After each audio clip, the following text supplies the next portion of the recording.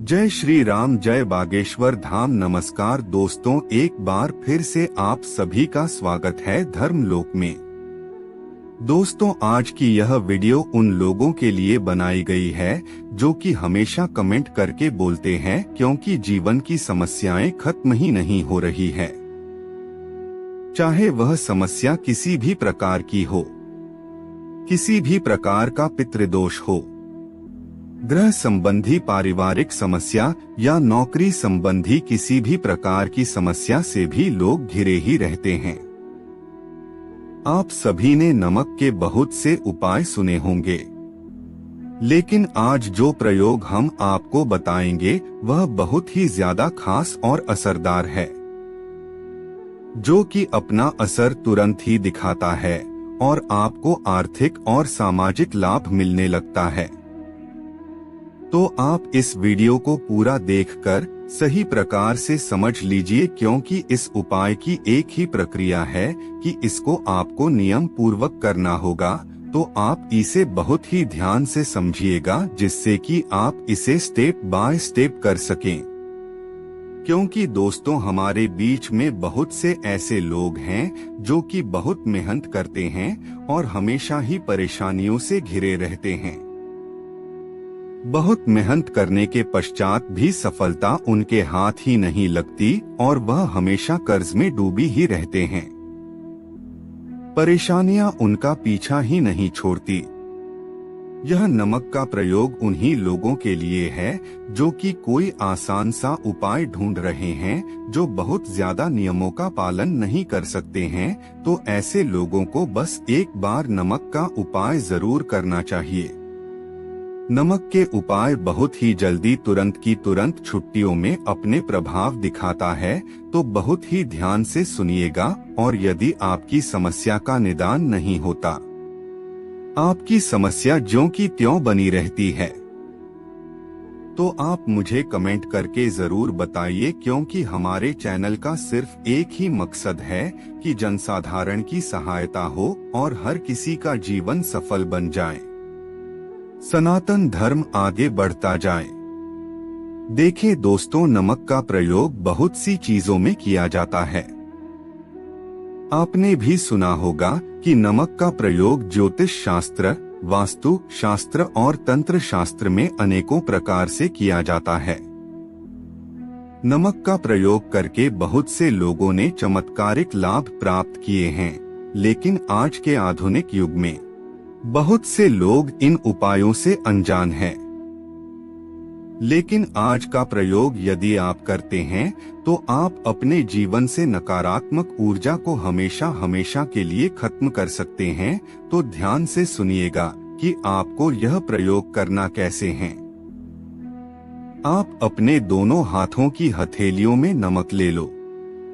यह आपको लेना किस प्रकार से है? आप अपने दोनों हाथों की हथेलियों के बीच में नमक को ले ले और यह प्रयोग आपको सोमवार या फिर शुक्रवार के दिन से ही प्रारंभ करना है। दोस्तों, एक बात का तो आपको विशेष ध्यान रखना है, या तो उपाय को आप सोमवार से शुरू कीजिए या फिर शुक्रवार से शुरू कीजिए। इन दोनों दिनों में से किसी भी दिन आप इस उपाय को प्रारंभ करते हैं। आप अपने दोनों हाथ की अनसुनी बनाएं और उसमें नमक को भर ले और उसके पश्चात आप अपने इष्ट देव का ध्यान करें। आपके जो भी भगवान हैं, जो भी आपके इष्ट देवता है, जिनमें भी आपकी पूरी और सच्ची श्रद्धा है, आप उन्हीं का ध्यान करें। उन्हें अपने मन में धारण करिए और उनके बारे में सोचिए। उसके पश्चात किसी भी प्रकार की आपकी समस्या है, आप अपनी समस्या के बारे में सोचिए। नौकरी के बारे में परेशान है, बार बार प्रयास करने के बाद भी आपको नौकरी नहीं मिलती है, तो आप नौकरी के बारे में सोचिए। और यदि आपकी समस्या पारिवारिक है, संतान संबंधी है, आर्थिक समस्या है, किसी भी प्रकार की आपकी समस्या है, तो आप उसी प्रकार की अपनी उसी समस्या के बारे में सोचिए। यदि आप लंबे समय से किसी बीमारी से जूझ रहे हैं तो आप उनके बारे में भी सोच सकते हैं। फिर आपके जो भी परेशानी है, जिससे भी आप परेशान हो रहे हैं, उसको मन ही मन में सोचते हुए ऐसे सोचना है कि आपकी सारी समस्या नमक में जा रही है, यानी कि आपकी समस्या उस नमक में धारण हो जाए। एक और बात का यहाँ पर ध्यान दें कि जब आप अपनी उस समस्या के बारे में सोच रहे हैं, उस समय आप अपने इष्ट देव को भी याद करते रहे और नमक की तरफ देखते रहे। जैसे यदि आप शिव जी को मानते हैं तो आप शिव जी को अपने मन में धारण कर ले, और यदि आप हनुमान जी को मानते हैं तो हनुमान जी की छवि को अपने मन में धारण कर ले। दोस्तों, आप चाहे तो एक चौपाई का भी पाठ कर सकते हैं। उस चौपाई को आप अपने मन ही मन में दोहरा सकते हैं। तो चौपाई कुछ इस प्रकार है, आप ध्यान से सुनिएगा। कवन सो काज कठिन जग माही, जो नहीं होए तात तुम पाही। दोस्तों, यह एक ऐसी चौपाई है कि यदि आपने चौपाई का पाठ कर लिया तो हनुमान जी को आपकी बात सुननी पड़ेगी। यदि आप इस चौपाई का पाठ करेंगे, हनुमान जी तुरंत ही आपकी बात श्री राम तक पहुंचा देंगे। तो आप इस चौपाई का 11 बार जब 5 बार पाठ कर ले, अपने मन ही मन में चौपाई को जप ले और अपनी समस्या को नमक की तरफ देखते हुए ही आपको यह चौपाई बोलनी है। और उसके पश्चात आपको क्या करना होगा, आप बहुत ही ध्यान से सुनिएगा दोस्तों। जब आप नमक की तरफ देखते हुए अपनी सारी परेशानियां, अपने सारी चिंताएं नमक में प्रवेश करवा देंगे, और जब आपके सारे बुरे ख्याल उस नमक में समा जाएं, आपकी नकारात्मक ऊर्जा कभी कुछ उस नमक में समा जाए, आपको यह सब कुछ अपने इष्ट देवता को मन में अपनी धारण करते हुए सोचना है। आपको ऐसे सोचना है कि आपके इष्ट देवता आपको इन सभी परेशानियों से निकाल देंगे। ऐसा करने के पश्चात आप खुद नमक को अपने घर में बिल्कुल भी ना रखें और ना ही आप इसको अपने घर में कहीं फेंकें। या तो आप इसको कहीं घर के बाहर बैठे या फिर कहीं ले जाकर मिट्टी में दबा दें। चाहे कुछ भी हो दोस्तों, आपको इस नमक का इस्तेमाल बिल्कुल भी नहीं करना है कि तुरंत ही आपको इस नमक को घर से बाहर कर देना है। ऐसा करते के साथ ही आपको तुरंत ही आभास होने लगेगा कि आपकी जो परेशानियां थी वह कम होने लगी है, और अब धीरे धीरे महसूस करेंगे कि आप जैसे जैसे यह उपाय करते जा रहे हैं, आप अपनी समस्याओं से मुक्त होते जा रहे हैं। अब आप इस बात का ध्यान रखें कि जिस दिन भी आपने यह उपाय किया है, चाहे आपने सोमवार में किया है या फिर शुक्रवार में किया है, यानी कि कुल आपको 3 दिनों तक इस उपाय को करना है। यानी कि आपको लगातार 3 दिनों तक इस उपाय को करना है। आपको इसी प्रकार से अपनी हथेलियों में नमक भर लेना है, और आप महसूस करेंगे कि जैसे जैसे आप उपाय करते जा रहे हैं, आपकी समस्याएं समाप्त होती जा रही है। बस इस बात का ध्यान रखें हैं कि आपको लगातार यह प्रयोग 3 दिन तक करना है। यदि आपने सोमवार में प्रयोग किया है तो आपको सोमवार, मंगलवार और बुधवार करना है, और या फिर यदि आप शुक्रवार से इस उपाय को आरंभ करते हैं तो आपको शुक्रवार, शनिवार और रविवार 3 दिन इस उपाय को कर लेना है। अब दूसरा उपाय, जिन भी लोगों को पितृदोष की समस्या है, यदि वह कुछ भी काम करने जाते हैं तो हर काम में पितृदोष अड़चन पैदा कर देता है, कुछ भी करने में सफलता प्राप्त नहीं होती है। ऐसे लोगों को क्या करना है, बहुत ही ध्यान से सुनिएगा। शनिवार के दिन 8 कील आपको ले लेनी है, और साथ ही आपको लेना है एक कागज में नमक, नमक आपको इतना लेना है कि जो अपने वह 8 की ले ली है, 8 की 8 किले नमक में छुप जाएं। आपको क्या करना है कि आप पहले कागज पर 8 कीले रखें, उसके बाद उस पर नमक रखें, फिर उसकी एक पुड़िया बना ले।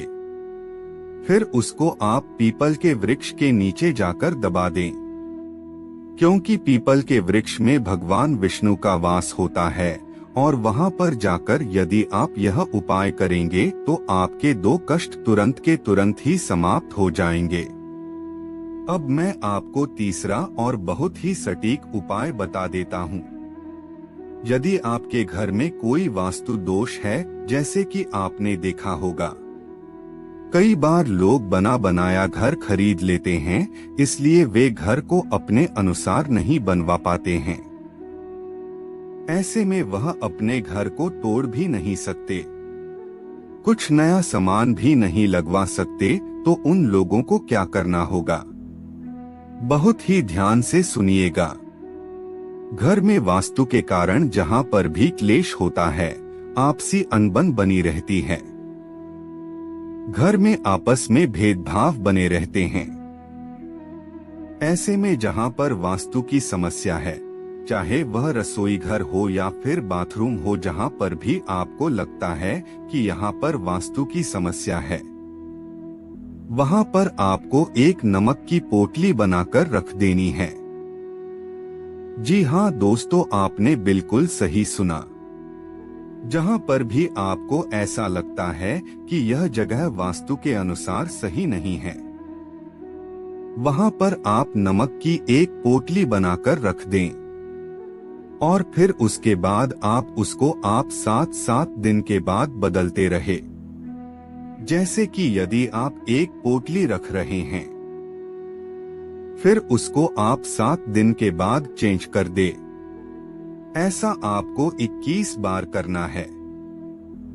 टोटल आपको 21 पोटली बदलनी है। इस तरह से उस दिशा का पूरा वास्तु दोष खत्म हो जाएगा। नमक में इतनी शक्ति होती है दोस्तों। हम यहाँ पर जो भी आपको उपाय बताते हैं वह पूरी तरह से सटीक होते हैं। दोस्तों, बहुत ही गहन अध्ययन के बाद हम ये उपाय आप सभी के लिए लेकर आते हैं। आप चाहे तो हमारे चैनल पर जाकर कुछ अन्य उपाय भी देख सकते हैं, क्योंकि हम यह सारे उपाय आप सभी के मार्गदर्शन के लिए लेकर आते हैं। तो यदि आपको कोई उपाय अच्छा लग रहा है और आप अपनी समस्या के निवारण हेतु यदि कोई उपाय करना चाहते हैं, तो आप जरूर इन उपायों को कीजिए, लेकिन पूरी श्रद्धा और विश्वास के साथ, और पूरा उपाय यानी के उपाय को करते समय उसको पूरा कीजिए। उपाय को बीच में मत छोड़ दें, अन्यथा आप बेकार ही परेशान होंगे कि हमें उपाय का पूरा परिणाम नहीं प्राप्त हुआ। अगर दोस्तों यदि आप पूरी श्रद्धा, विश्वास और नियम के साथ जितना उपाय को करते हैं, तो उसका जो है 100% रिजल्ट आपको मिलेगा। लेकिन सभी उपायों का एक ही नियम है कि सभी को पूरा नियम के अनुसार किया जाए। तो यदि आपको कोई उपाय समझ में नहीं आया, तो आप वीडियो को दोबारा से देख सकते हैं या मुझे कमेंट करके भी पूछ सकते हैं। इस वीडियो को जनसाधारण तक पहुंचाना आप सभी की जिम्मेदारी है कि हम सनातन धर्म को और भी आगे बढ़ा सके और जो हमारे यह प्राचीन उपाय आधुनिक युग में कहीं छुप गए हैं, उनका सही प्रकार से प्रचार किया जा सके। यदि आपको यह वीडियो अच्छी लगी है तो वीडियो को एक लाइक कीजिए, और यदि आप चैनल पर नए हैं तो धर्म लोक चैनल को सब्सक्राइब करना ना भूले।